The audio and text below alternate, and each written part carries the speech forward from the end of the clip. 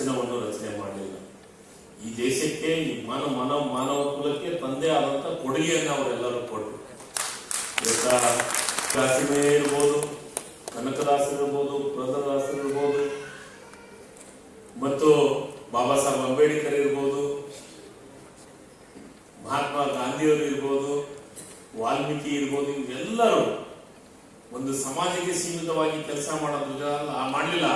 ಇಡೀ ಮನುಕುಲಕ್ಕೆ ಒಂದು ಗೌರವ ಕೊಡುವಂಥದ್ದು, ಒಂದು ತಂದೆ ಆದಂತ ಕೊಡುಗೆಯನ್ನು ಕೊಟ್ಟಿರೋದ್ರಿಂದ ಸರ್ಕಾರ ಇವತ್ತು ಆ ಜಯಂತಿಯನ್ನ ಮಾಡ್ತಾ ಇದ್ವಿ. ಬಂಧುಗಳು, ಸಮಾಜ ಅಂತಂತ ಹೇಳಿದ್ವಿ.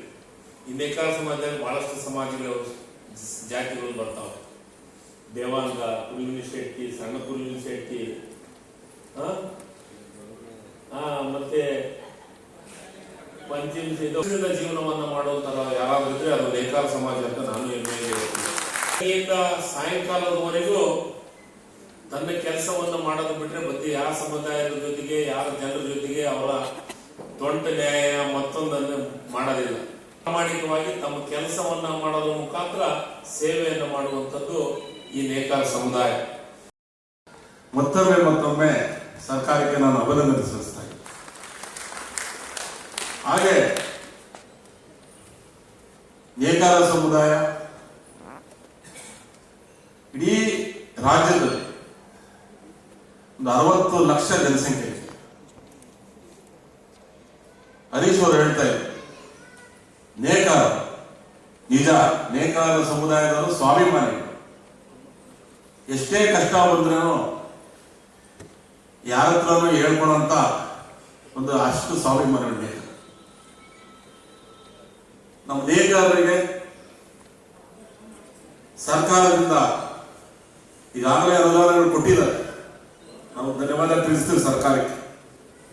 ಅಂದ್ರೆ ಮುಂದೆ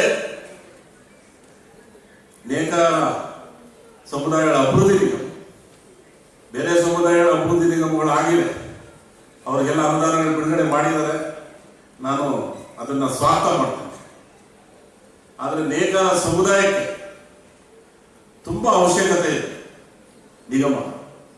ಆದಷ್ಟು ಬೇಗ ನಾನು ಸಚಿವರಲ್ಲಿ ನಾನು ಮನವಿ ಮಾಡ್ತಾ ಇದ್ದೇನೆ, ನಮ್ಮ ನೇಕಾರ ಸಮುದಾಯಗಳ ಅಭಿವೃದ್ಧಿ ನಿಗಮ ಒಂದು ಕಾರ್ಯ ಚಾಲನೆಗೆ ಒಂದು ಕೊಡ್ಲಿ ಅಂತೇಳಿ ಅವರಿಗೆ ಒಂದು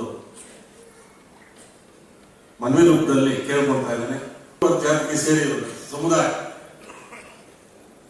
ಮಾನ್ಯ ಮುಖ್ಯಮಂತ್ರಿಗಳಾದವರು ಹಿಂದುಳಿದ ವರ್ಗಕ್ಕೆ ಸೇರಿರೋ ಅವರು ನಮ್ಮ ಹಿಂದುಳಿದ ವರ್ಗದ ನೇಕಾರ ಬಗ್ಗೆ ಚೆನ್ನಾಗಿ ಗೊತ್ತಿರೋ ಮುಖ್ಯಮಂತ್ರಿಗಳು ನಮ್ಗೆ ಸಿಕ್ಕಿರೋದು.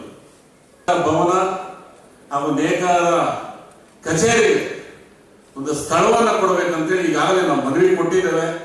ಆ ಮನವಿಗೆ ಒಂದು ಸ್ಪಂದಿಸಬೇಕಂತೇಳಿ ಈ ಸಂದರ್ಭದಲ್ಲಿ ನಾನು ತಿಳಿಸ್ತಾ ಇದ್ದೇನೆ. ದೇವರಾಜ ಅರಸು ಹಿಂದುಳಿದ ವರ್ಗದ ಅಭಿವೃದ್ಧಿ ನಿಗಮನ ಅಧ್ಯಕ್ಷ ಮಾಡಿದ್ದಾರೆ. ಸೊ ಅವ್ರಿಗೆ ನಾನು ವಿಶೇಷವಾಗಿ ಈ ವೇದಿಕೆ ಮೇಲೆ ಧನ್ಯವಾದ ಸಲ್ಲಿಸೋದಕ್ಕೆ ಇಚ್ಛೆಪಡ್ತೀನಿ. ಒಂದು ನಮ್ಮ ಸಮಾಜದ ವಿಚಾರವನ್ನು ನಾನು ತೆಗೆದುಕೊಂಡು ಹೋದಲ್ಲಿ ನಮ್ಮ ಮಂತ್ರಿಗಳಾದ ಶಿವರಾಜ್ ತಂಗಡಿಯವರು ಯಾವತ್ತೂ ಬರಿಗೇನಲ್ಲಿ ಕಳಿಸಿಲ್ಲ. ಯಾವುದೇ ವಿಚಾರ ಇತ್ತು ಅಂತಂದರೆ ಯಾವುದೇ ಸಂದರ್ಭದಲ್ಲಿ ಅವರು ನಮ್ಮ ವಿಚಾರಧಾರೆಗಳನ್ನ ಮತ್ತು ಸಮಸ್ಯೆನ ಯಾವತ್ತೂ ಕೇಳ್ತಾನೆ ಇರ್ತಾರೆ. ಅವ್ರಿಗೂ ಸಹ ನಾನು ಈ ವೇದಿಕೆ ಮೇಲೆ ಅವ್ರಿಗೆ ಧನ್ಯವಾದ ಸಲ್ಲಿಸೋದಕ್ಕೆ ಇಚ್ಛೆಪಡ್ತೀನಿ.